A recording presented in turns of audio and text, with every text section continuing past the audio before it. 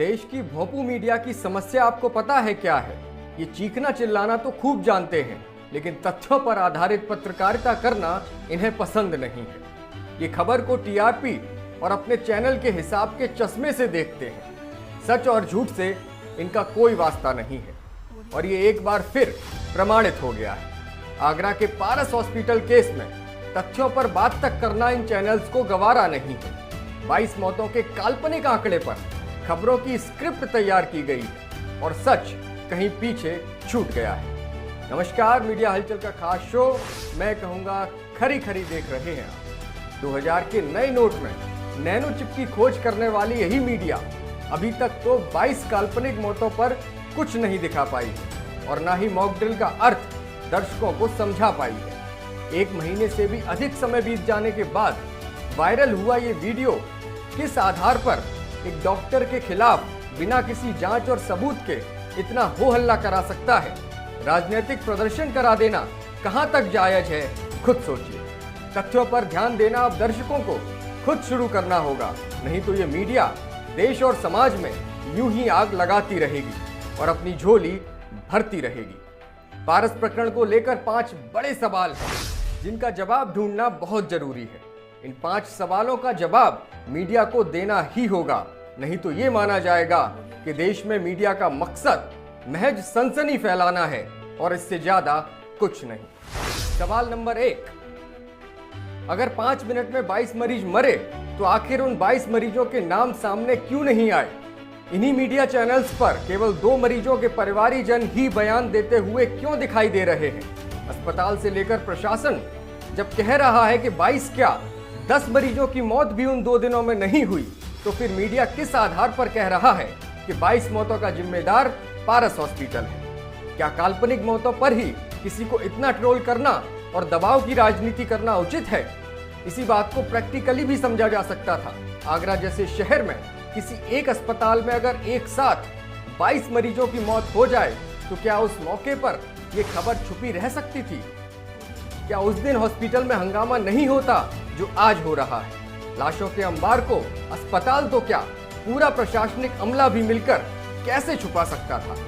22 मौतों के काल्पनिक आंकड़े पर खबरें दिखा रहा मीडिया कितना जिम्मेदार है, ये इस बात से भी समझा जा सकता है कि किसी ने भी डीएम आगरा का वो लिखित बयान नहीं दिखाया जिसमें साफ तौर से लिखा है कि ऑक्सीजन की कमी के कारण 22 मौतों की खबर असत्य है और निराधार है। मीडिया का एक धड़ा तो 22 मौतों का जिम्मेदार मानते हुए हत्या की रिपोर्ट दर्ज किए जाने की बात कह रहा है। अब इन्हें कौन समझाए? देश का कानून काल्पनिक मौतों पर नहीं, असली मौतों पर अपराध दर्ज करने का अधिकार पुलिस को देता है। काल्पनिक खबरों और काल्पनिक आंकड़े पेश करके आप किसी की छवि को खराब कर सकते हैं, लेकिन सच नहीं बदला जा सकता। सवाल नंबर 2, जब वायरल किया गया वीडियो 28 अप्रैल को डॉक्टर की केबिन में वो वीडियो बनाया गया था, तो फिर 7 जून तक ये वीडियो आखिर कहां था? 1 महीना 10 दिन तक ये वीडियो आखिर क्यों सामने नहीं आया? और आखिर इसे रिकॉर्ड करने वाला शख्स कौन है और वो क्यों सामने नहीं आ रहा? क्या ये वीडियो किसी मीडिया संस्थान के स्टिंग का हिस्सा था? जी नहीं। कहा यह जा रहा है कि डॉक्टर अरिंजय जैन की केबिन में मौजूद किसी व्यक्ति ने इस वीडियो को रिकॉर्ड किया है। जब इतना बवाल कट चुका है तो वह व्यक्ति आखिर सामने क्यों नहीं आया? और उस व्यक्ति को सच में अगर 22 मौतों की जानकारी उस दिन थी तो वीडियो को इतने लंबे समय तक छिपाए क्यों बैठा रहा? क्या इसके पीछे कोई ब्लैकमेलिंग की साजिश भी की गई थी? और जब अस्पताल ब्लैकमेलिंग में नहीं फंस पाया तो वीडियो वायरल किया गया। ये सच भी सबके सामने आना ही चाहिए। सवाल नंबर 3, मॉक ड्रिल शब्द को लेकर मीडिया ने अर्थ का अनर्थ क्यों किया? क्या मॉक ड्रिल का यह अर्थ किसी भी तरह से गढ़ा जा सकता था कि ऑक्सीजन को बंद किया जाना ही मॉक ड्रिल है? वीडियो में डॉक्टर अरिंजय जैन किसी चिकित्सक या मेडिकल प्रोफेशन के व्यक्ति से बात करते हुए नहीं दिखाई दिए थे। अगर सामान्य बातचीत में कुछ शब्दों का प्रयोग कोई चिकित्सक करता है तो केवल शब्दों के चयन के आधार पर उसे ट्रोल कैसे किया जा सकता था? मॉक ड्रिल शब्द का अर्थ क्या होता है? आप खुद गूगल पर सर्च करके देख सकते हैं। मॉक ड्रिल का अर्थ है किसी विपदा विशेष के आने से पहले तैयारी के लिए छद्म अभ्यास। नकली अभ्यास का फायदा ये होता है कि जब असली विपदा आती है तो उसके लिए सोचना नहीं पड़ता, तैयारी नहीं करनी पड़ती और क्या और कैसे करना है, इसके लिए संबंधित लोग पहले से ट्रेंड होते हैं। तो फिर आखिर मॉक ड्रिल शब्द के अर्थ बदलकर खबरें क्यों दिखाई गईं? सवाल नंबर 4, अप्रैल के आखिरी सप्ताह से लेकर मई के शुरुआती दिनों में क्या उत्तर प्रदेश में ऑक्सीजन की कमी नहीं थी? आज पारस को लेकर चीख पुकार करने वाले यही चैनल्स उस समय क्यों अस्पतालों के बाहर से रिपोर्टिंग कर रहे थे कि लखनऊ में फला बड़े अस्पताल ने नोटिस चस्पा कर दिया कि ऑक्सीजन नहीं है, मरीजों को कहीं और ले जाइए। ऑक्सीजन प्लांट पर भारी भीड़ है। सोशल मीडिया पर क्यों इस तरह की पोस्ट भरी पड़ी हैं कि जो उस वक्त ऑक्सीजन सिलेंडर के लिए मदद मांगी जा रही थी।